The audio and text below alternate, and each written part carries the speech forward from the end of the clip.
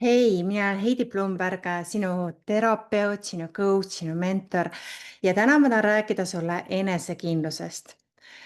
Mis on enesekindlus ja miks see oluline on ja mis mõjutab meie enesekindlust igapäevaelus ja kuidas madal enesekindlus avaldub ja millised harjumused aitavad enesekindlust kasvatada, mis on need võlutrikid, mis selleks kasutusel on ja kuidas suurendada enesekindlust siis mis iganes paigas sa siis oled, mis su keskkond on, olgu siis tööl, koolis või suhetes.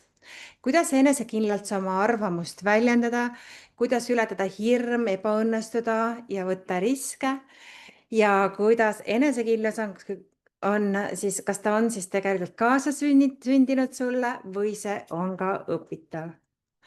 Ja mina olen siis ka sellise toreda raamatu autor, Intro versus ekstraverdi, sisemisest varjust välja, mine vaata Apollos rahvaraamatus või telli mu koduleheküljelt heidiplumberg.ee/raamat.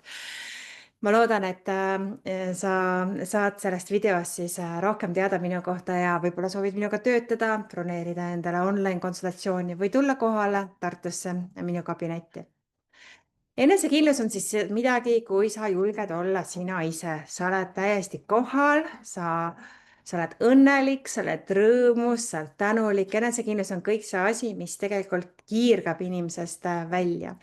Ja kindlasti on see õpitav, eks, et see, kuidas see õpitav on, sellepärast, et väga suur energia osa läheb siis selle enesekindluse tagasihoidmisele inimesele, jah.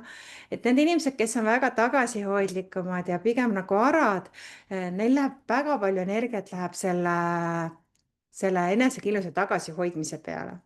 Ja sellepärast nad võib-olla on väsinumad, neil võib isegi olla igasugused rauapuudus, ferratiinipuudus, neil võib olla magneesiumipuudus, D-vitamiini puudus. Kõik need asjad näitavad, et nende keha on tegelikult stressis, häireseisundis. Nii et kui eemaldada siis need päästikud seda, et enesekindlust tagasi hoida, siis inimene on oluliselt rõõmsam, ta saab ühendust oma elu missiooniga ja see mõjutab siis meie iga inimese enesekindlust väga suurel määral. Ta suudab enda eest hoolitseda, enda ja teiste eest, ta oskab teha adekvaatseid mõistusega ratsionaalseid otsuseid ja jääda neile kindlaks, et see südame hääl või valu ei lähe suureks.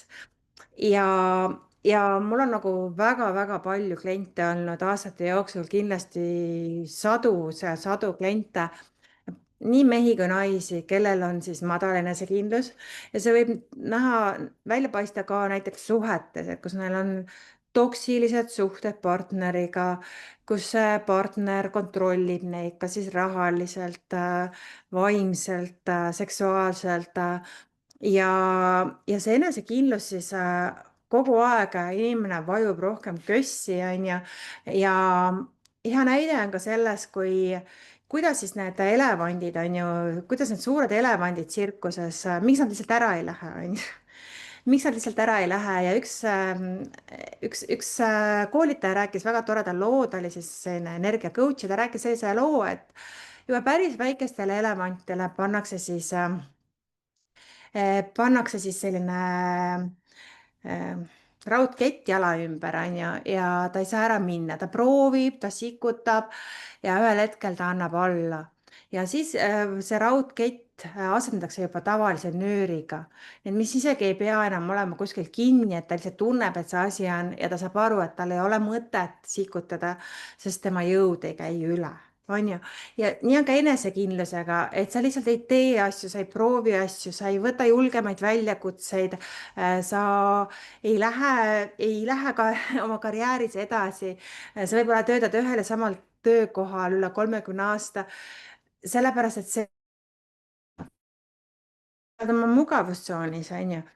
Ja kuidas siis ületada see hirm ebaõnnestuda, seal on vaja siis teha seda sügavamat teraapiatööd, mida mina teen, mõnikord teen ka ma siis hüpnoosi, mõnikord ma kasutan üldse üliteadvuse tehnikaid. Et kuidas siis sinna saada siis iseennast ja miks mitte töötada ka oma lastega, kui sul lapsed on arad või neil on isegi liigne enesekindlus, et sul juba ohutuli läheb põlema, et mis ta järgmisena tahab teha, on ju. siis liigne enesekindlus ka ei ole väga hea, eks ole.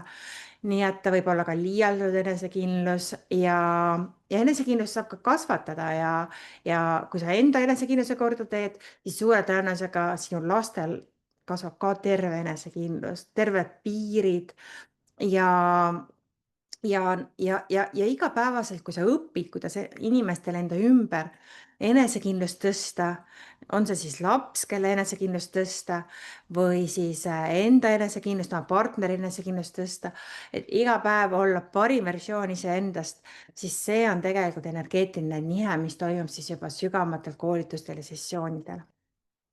Ja ma loodan, et sa said siit kaasa võttu. Ilusat päeva sulle!